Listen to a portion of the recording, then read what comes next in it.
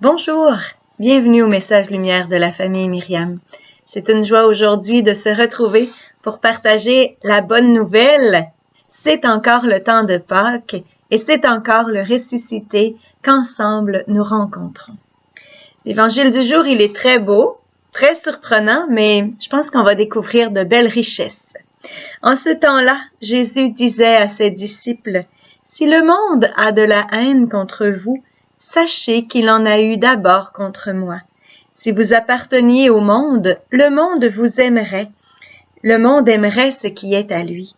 Mais vous n'appartenez pas au monde, puisque je vous ai choisi en vous prenant dans le monde. Voilà pourquoi le monde a de la haine contre vous. Rappelez-vous la parole que je vous ai dite, « Un serviteur n'est pas plus grand que son maître. Si l'on m'a persécuté, on vous persécutera vous aussi.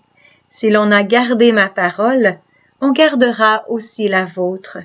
Les gens vous traiteront ainsi à cause de mon nom, parce qu'ils ne connaissent pas celui qui m'a envoyé. » Au départ, je me disais, qu'est-ce que je vais dire, Jésus? Qu'est-ce que tu veux me révéler de toi? Et la dernière phrase m'a beaucoup interpellée. Ils ne connaissent pas celui qui m'a envoyé. Mais qui a envoyé Jésus? Bien, c'est Dieu, Père, Providence.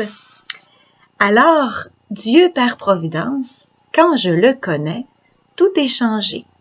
Dieu, il sait tout. Alors je peux mettre ma foi en lui.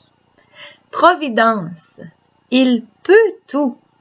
Alors je peux mettre mon espérance en lui.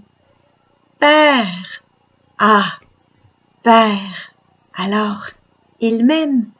Et moi aussi je l'aime, je réponds à son amour. Quand on connaît Dieu par providence, quand on sait quel Dieu nous avons, nous n'appartenons pas au monde.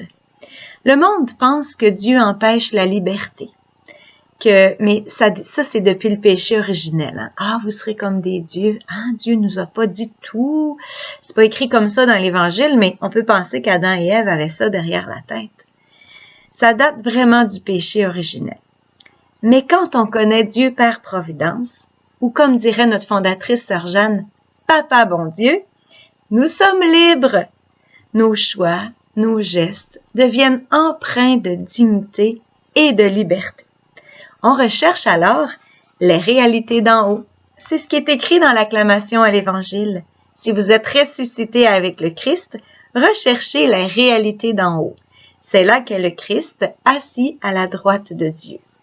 Quelles sont ces réalités d'en haut? Je me suis dit, on avait Dieu par providence, c'est Jésus qui nous le révèle, donc les réalités d'en haut, j'imagine que ce sont les fruits de l'esprit, la paix, la joie, la bonté.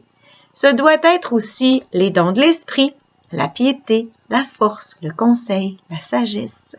Ce doit être aussi les vertus théologales, la foi, l'espérance et la charité. En fait, c'est toutes les richesses qui sont contenues dans mon baptême.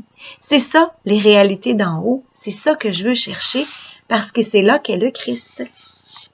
Jésus nous a dit dans un autre passage de l'Évangile, « Gardez courage, j'ai vaincu le monde. » Ce monde qui a de la haine contre vous, il en a aussi contre moi, nous dit-il.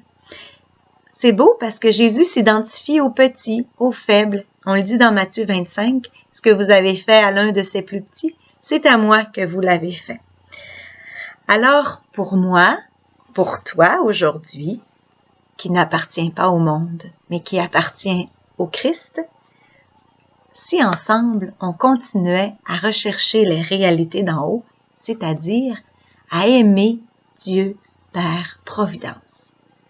Aujourd'hui, à parler à Papa bon Dieu. Parce que Dieu Père t'aime, il entend ta prière et il veut pour toi le mieux, le meilleur. Il veut pour toi l'amour, la paix, la joie, la vie et le bonheur. Et pour cela, bien, j'essaie, dans mes petits oui d'amour de chaque jour, de faire la volonté de mon Père. Par amour. Faut pas que tu oublies l'amour. C'est comme ça que je vais pouvoir ressembler à Jésus et être fils et laisser l'Esprit Saint conduire ma vie. Non, tu n'appartiens pas au monde. Tu trouves pas que c'est une bonne nouvelle aujourd'hui? on appartient à notre Père. Nous sommes fils et filles ensemble. Tu es fils, tu es fille de Dieu. Nous le sommes ensemble, frères et sœurs, pour se soutenir et continuer à aimer, non pas le monde, mais tout le monde. Aimerais-tu relever le défi? Je te souhaite une belle journée. Au revoir et à demain.